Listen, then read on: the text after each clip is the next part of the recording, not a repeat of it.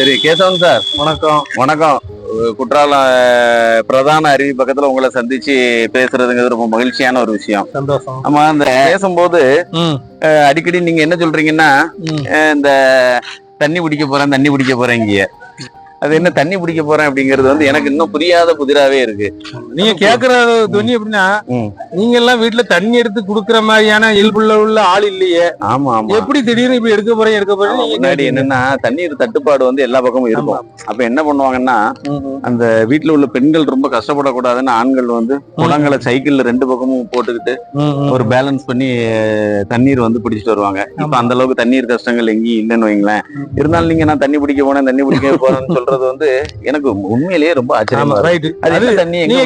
நீங்க கேக்குற கேள்வி வந்து எப்படி இருக்குன்னா, ஒரு வயோதிகமான ஒரு பெரியம்மா, அவங்களுக்கு வந்து யாரும் பார்க்க மாட்டாங்க. அவங்களுக்கு வந்து சொக்காரங்க இருப்பாங்கல்ல, ஒருத்தன் வந்து கவனிக்கிற இயல்பே இல்லாத ஒருத்தன் சைக்கிள்லயே அந்த அம்மாவை கூப்பிட்டு அடிக்கடி ஆஸ்பத்திரிக்கு போயிட்டு வந்த சரி சம்பவம் எனக்கு நினைவு இருக்கு. எப்படிடா இந்த பெரியம்மாவை இவன் இவ்வளவு தூரமா கவனிக்க அப்படின்னு இருக்கிறதுக்கு விட எப்ப தெரியுமா கிடைச்சிச்சு? அந்த ஆஸ்பத்திரியில உள்ள நர்ஸா அவங்க கல்யாணம் முடிக்கும் போகும்போது தான் தெரிஞ்சிச்சு. அதே மாதிரி இந்த இடத்துல இதுதான் நான் தண்ணி பிடிக்கிற இடம். வாங்க, இந்த இடத்துல தண்ணி பிடிக்கும் போகும்போது இதுக்கும் அந்த நம்ம கதைக்கு என்ன சம்பந்தம்னா, கதைக்கு சம்பந்தத்தை கேட்கல. இப்ப இதுக்கும் பெருநெல்லிக்கும் என்ன வித்தியாசம் இருக்கு? எப்போதும் இந்த இதுல மலையில தண்ணி வராத அன்னைக்கும் எப்போதும் இதுல தண்ணி விழுந்துகிட்டே இருக்கும். ஆமா, இதுல தண்ணி பிடிக்கிறதுல ஒரு சுவாரஸ்யம் என்னன்னு சொல்றேன். எப்படி அந்த கதையில வந்து ஒரு வயோதிக பெரியம்மாவை வந்து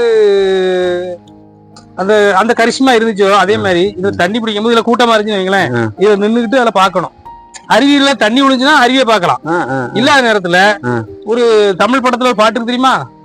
மலையின் மீது ரதி உலாவும் நேரமே. அது வந்து மத்தியானமா, அதாவது நீர் இல்லாத அந்த அருவிகள்ல வந்து ரதி உழவுறாங்க. நீர் இருக்கும் போது உழவாங்க. நமக்கு வந்து அது வந்து அந்த ரதி மத்தியானத்துல உழவுவாங்களா, நள்ளிரவில் உழவுவாங்களா?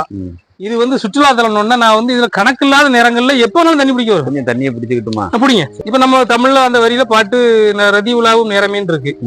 அது ரதியா, எச்சியா, தேவதையா, நீலியா? ஏன்னா இப்போ 1956 பிறகு இது பேர் தமிழ்நாடு. அதுக்கு முன்னால இது கேரள சமஸ்தானத்தோட இருந்தது. அப்போ அங்க அந்த ரதிய இந்த பெயர்களை சொல்லி அழைப்பாங்க. ஆனா தண்ணி பிடிக்கும் போகும்போது இந்த மலையின் அழைக்கில லயிச்சுட்டு இந்த வரிகளோட இதற்கு ஒப்பான வரிகளோட இதை தினமும் பாக்குறது வந்து என்னோட பெரிய பொழுதுபோக்கு, ரசனை.